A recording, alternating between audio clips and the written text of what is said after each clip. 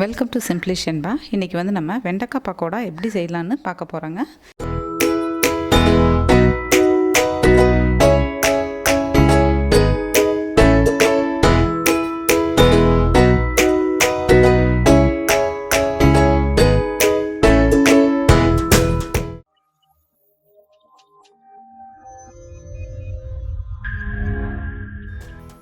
ஒரு கப் வெண்டைக்காய் வந்து நல்லா கழுவி ஈரப்பதம் இல்லாமல் எடுத்து வச்சுருக்கேன். 2 பச்சை மிளகாய் பொடியாக நறுக்குனது, தேவையான அளவு உப்பு, மிளகாய்த்தூள், இஞ்சி துருவினது, அரிசி பொடி கொஞ்சம், அதுக்கப்புறம் கடலை மாவு கொஞ்சம். இப்போ நம்ம வந்து எப்படி செய்யலாங்கிறத பார்க்கலாம் வாங்க. ஒரு பாத்திரத்தில் நம்ம வெண்டைக்காவை ஆட் பண்ணிக்கலாம்.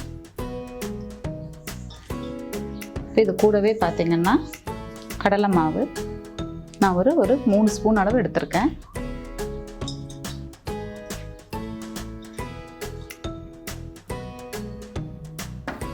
அரிசி மாவு அது 2 ஸ்பூன் எடுத்துக்கோங்க.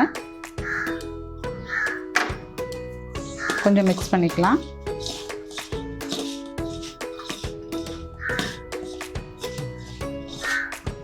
இப்போ இது கூட இஞ்சி,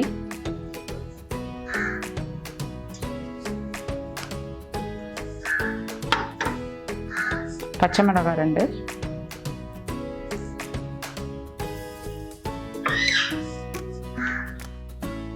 மிளகாய்த்தூள் காரத்துக்கு ஏற்ற மாதிரி போட்டுக்கோங்க, தேவையான அளவு உப்பு, எல்லாத்தையும் நல்லா மிக்ஸ் பண்ணிக்கலாம். கொஞ்சம் தண்ணி ஊற்றிக்கலாம் மிக்ஸ் பண்ண.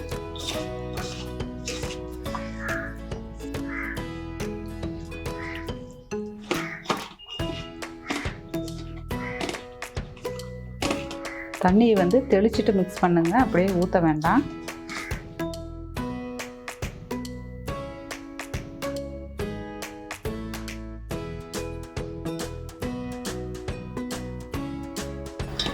இப்போ நல்லா மிக்ஸ் ஆகிடுச்சு.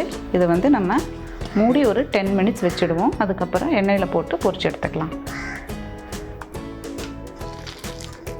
இப்போ இதில் நம்ம ஊற வச்சு 10 மினிட்ஸ் ஆச்சு. இப்போ எண்ணெயில் போட்டு எடுத்துக்கலாம். இது லைட்டாக இப்படி பிணைஞ்சிக்கலாம். இனி வந்து நம்ம இதை எண்ணெயில் போட்டுக்கலாம். எண்ணெய் சூடாயிடுச்சு.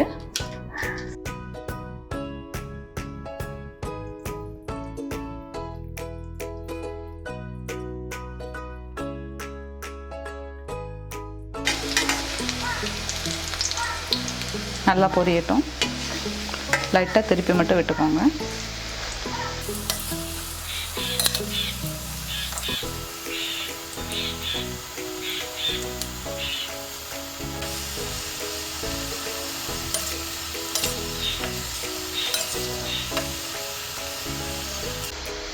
அவ்வளோதாங்க, நல்லா ஃப்ரை ஆகிடுச்சு. வெண்டைக்காய் பக்கோடா ரெடி. நம்ம இது எடுத்துக்கலாம்.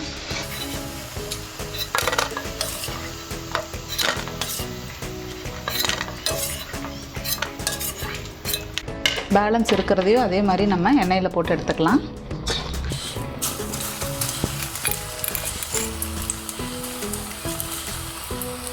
நல்லா வேகட்டும்.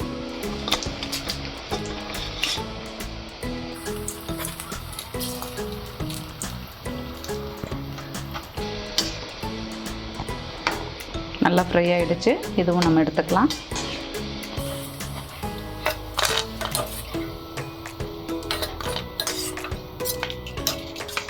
இப்போ இதே எண்ணெயில் பார்த்தீங்கன்னா கொஞ்சமாக கருவேப்பிலையை ஃப்ரை பண்ணி எடுத்துக்கலாம். ஒரு கைப்பிடி அளவு எடுக்கிறேன்.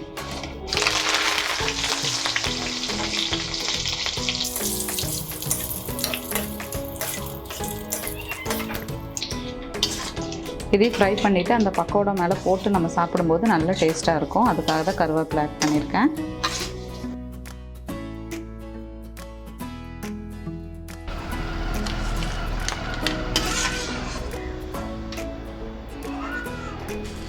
ரொம்ப ஈஸியான டேஸ்ட்டான வெண்டைக்காய் பக்கோடா ரெடிங்க. நீங்களும் இதே மாதிரி ட்ரை பண்ணி பார்த்துட்டு கமெண்ட் பண்ணுங்கள். சிம்பிளிஷன்பா சேனலை சப்ஸ்கிரைப் பண்ணாதவங்க சப்ஸ்கிரைப் பண்ணுங்கள். கூடவே பெல் பட்டனையும் ப்ரெஸ் பண்ணுங்கள். தேங்க்யூ.